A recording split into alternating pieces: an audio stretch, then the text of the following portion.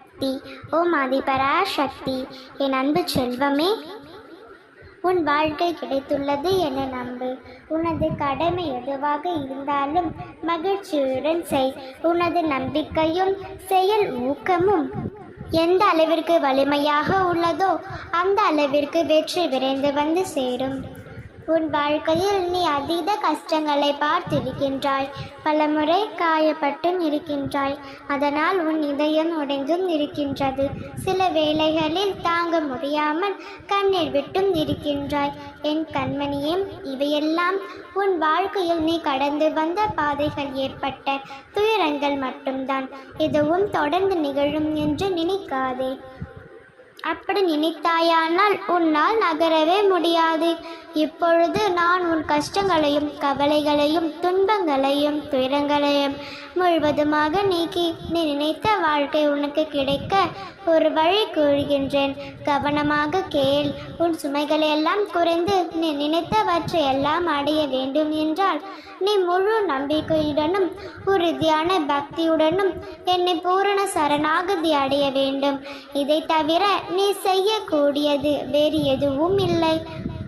அப்படி நீ சரணடைந்தால் வாழ்க்கையில் ஒவ்வொரு திருப்பத்திலும் சூழலிலும் அகப்பட்டு தவிக்காமல் பத்திரமாக செல்ல நான் துணை புரிவேன். உன்னுடைய வாழ்வில் ஒவ்வொரு சிறு சிறு விஷயத்திலும் தேவைகளை கண்காணித்து கொண்டு அவைகளை அவ்வப்போது நீ பூர்த்தி செய்வேன். என்னை நீ கடவுள் என்றோ சத்புருஷன் என்றோ மகான் என்றோ அல்லது நதிகனாகவோ நினைத்துக்கொள். உன் தாயாகவோ தந்தையாகவோ சகோதரனாகவோ அல்லது நண்பனாகவோ பாவித்துக்கொள். நீ எப்படி என்னை நினைத்தாலும் எந்த உறவாக நீ என்னை பாவித்தாலும் என்னிடம் ஒரு சரணாகதி அடைவதில் உன் வாழ்வில் குறிக்கோளாக இருக்கட்டும். உன் தாயையோ தந்தையையோ எப்பொழுது எனும் சந்தேகித்திருக்கின்றாயா? நான் உன்னை கவனித்து கொண்டுதான் இருக்கின்றேன். ஒவ்வொரு முறை உன் வேண்டுதல்களை வைத்த பின்பும் இது நடக்குமா, இது கிடைக்குமா என்று சிறு சந்தேகமும் மனதில் ஒழித்து கொண்டேதான் இருக்கின்றது.